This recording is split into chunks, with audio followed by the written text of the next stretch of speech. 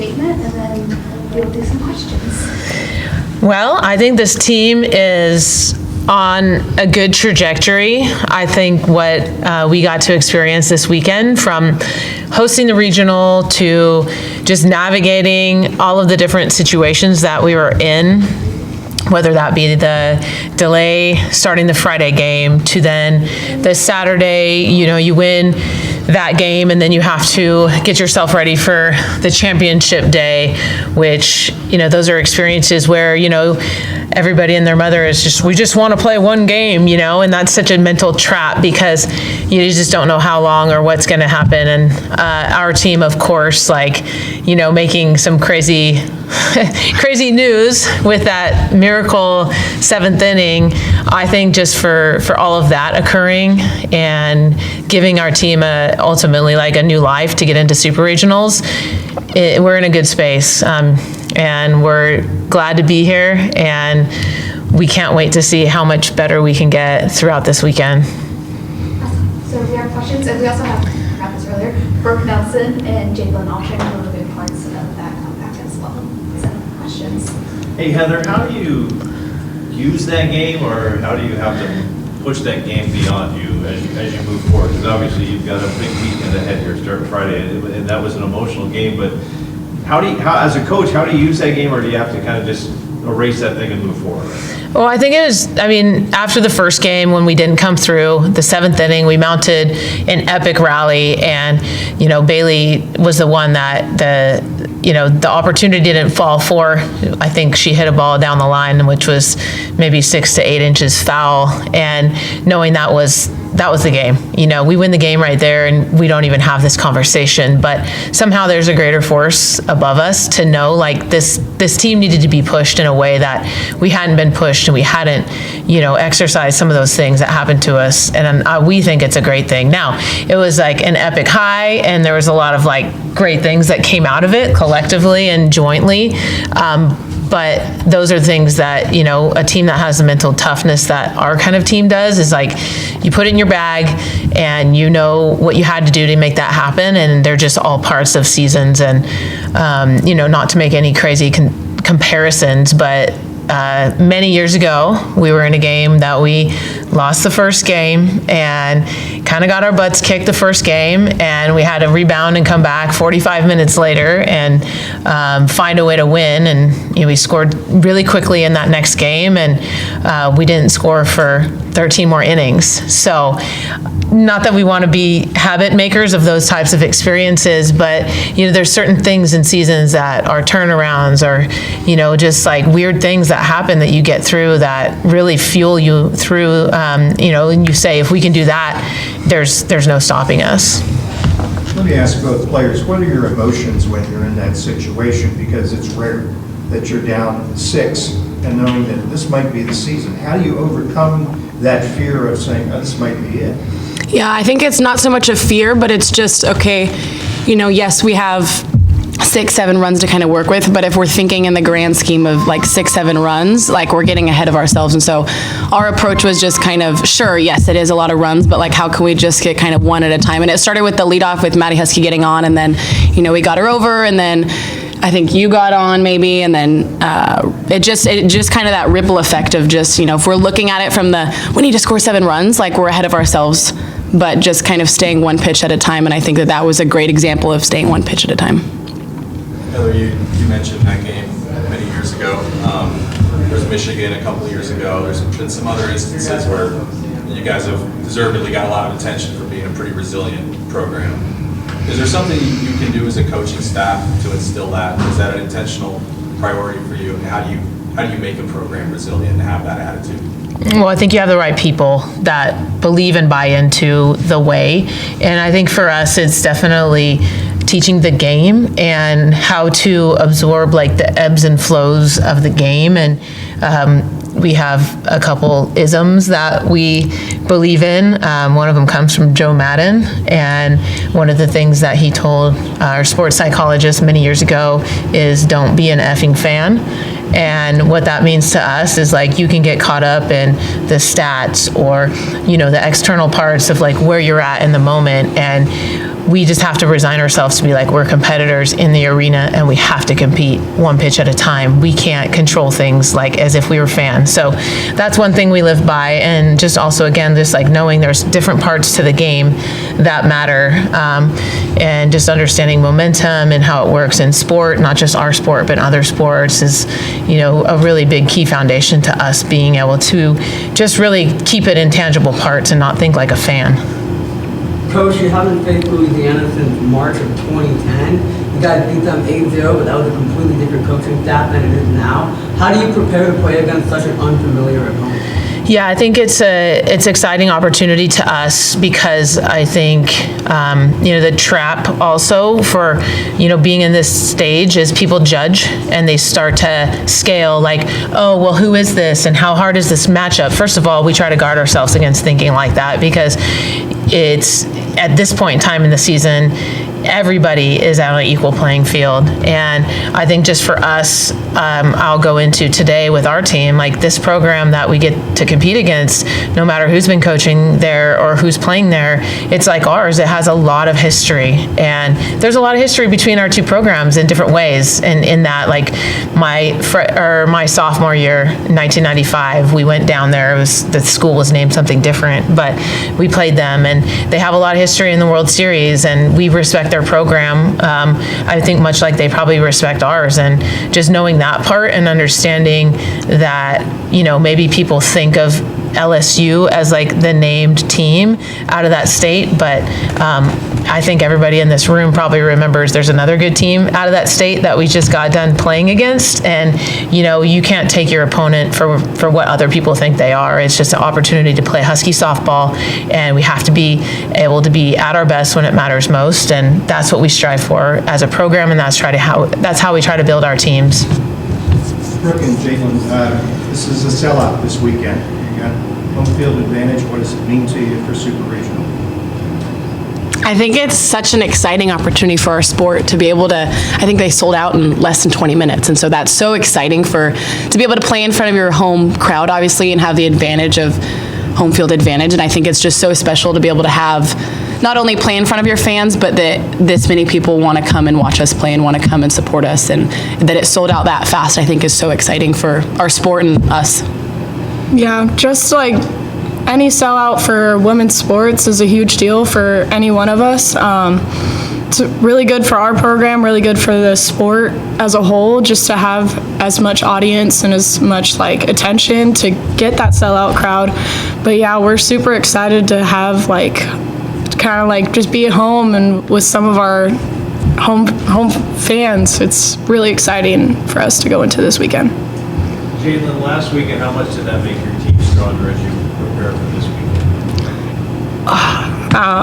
Wow, it was really exciting, just the outcome as a whole for sure, but now we know what we're capable of, and it's really just how can we compete to the best of our ability, and how can we compete against ourselves and truly play Husky softball the way it is, and see how far it takes us, and we're hoping it's really far.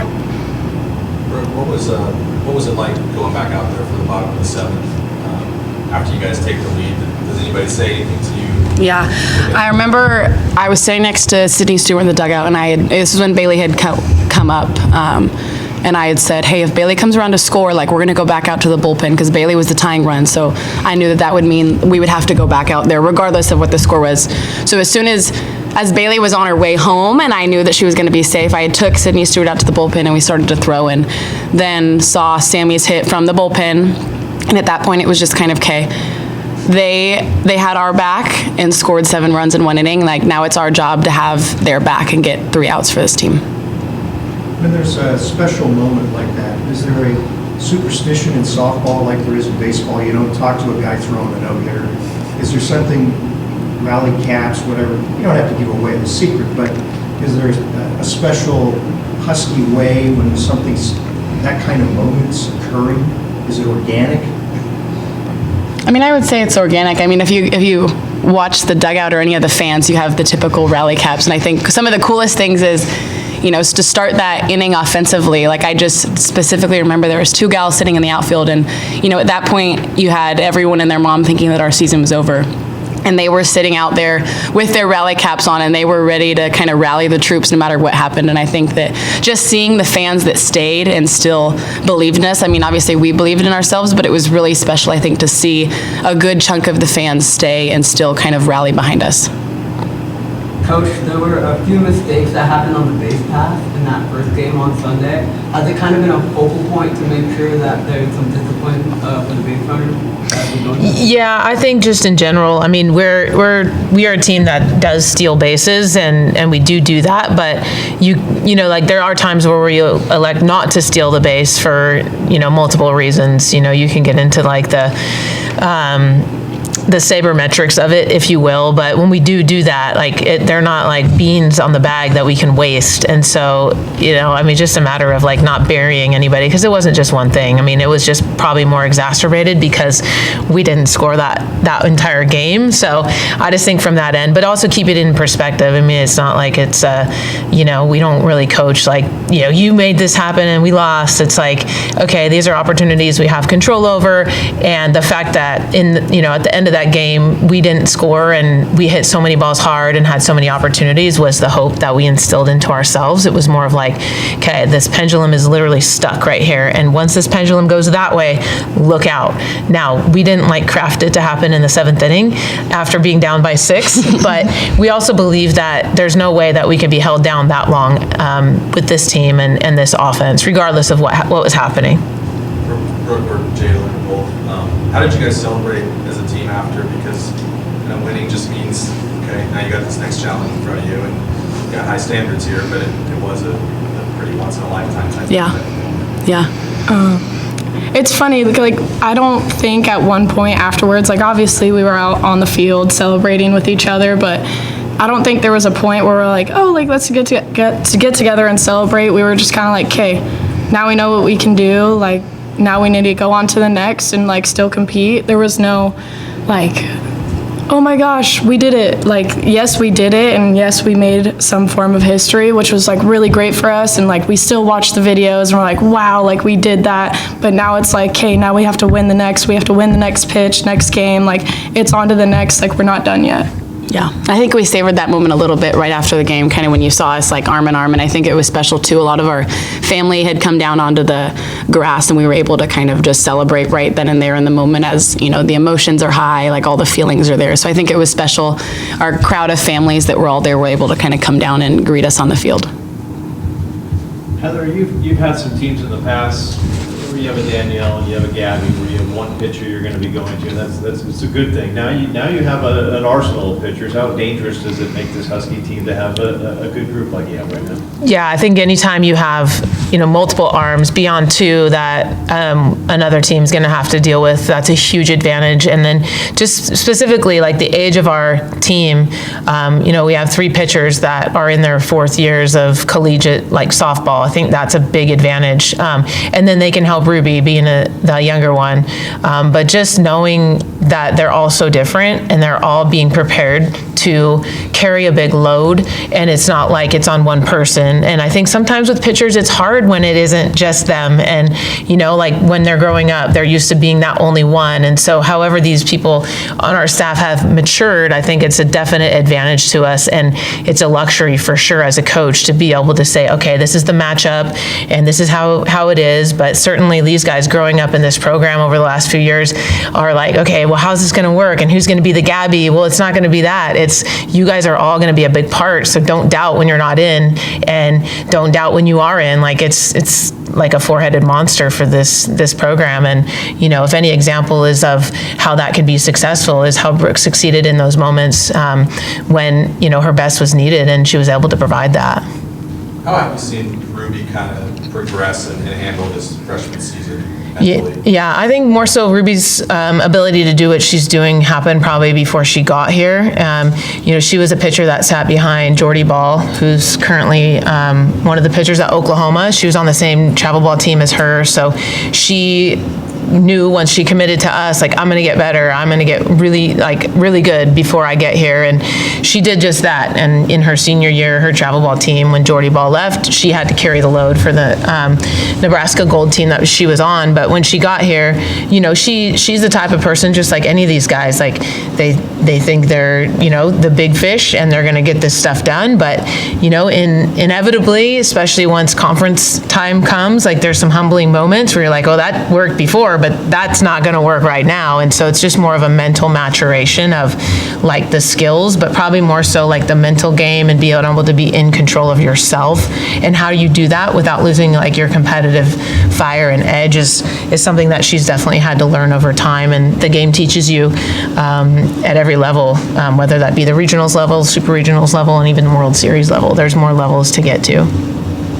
Jadelyn, you've been as big a contributor as anybody offensively in the last 5 or 6 weeks. After the first half plus back home so well, what's been the difference these last several weeks or so? Well, with like 4th year and being unsure of what like my future holds, I feel like I've been more in the mindset of taking it day by day and really embracing like this team and what this program is, and just taking it up all the moments that I can get. And if I am put in, like competing my butt off for this program has really been my mindset the past couple weeks, and like just still taking it day by day and working as hard as I can every day for this program. Any other questions? I just have one more for Heather. You've coached on that field more than anyone. Hockey, we saw home ice didn't really mean a lot. Husky football coaches will tell you that definitely means a lot to have home field advantage. What does it mean to have a sellout as a coach, and can you use home field advantage in softball? Well, in softball, I think we know as competitors what it's like to not be at home. And, just in general, as a human, like when you're not at home, you might not feel those comforts. And I think Husky softball stadium, just like Husky football stadium, like has learned to play behind us as we've learned to play for them. And each year we think it's a new thing. But for this group, this is the first time for many of them to play in front of their home team, home crowd and their families. And I think it's a big advantage just in general. Like, you got to use it to your advantage. We've been in other situations where we know what it's like, conversely, to be in somebody else's house. And so we think Husky Stadium's a place like, one of those other big environments that we get to play in. But we're just proud to play for Washington. We're proud to play for our city, our state, and our parents and our families. And we think there's a great spirit here. And, we play to figure out how to play Husky softball the best way we can. And we're hoping for a little bit of Husky fever to always come through in this time of year.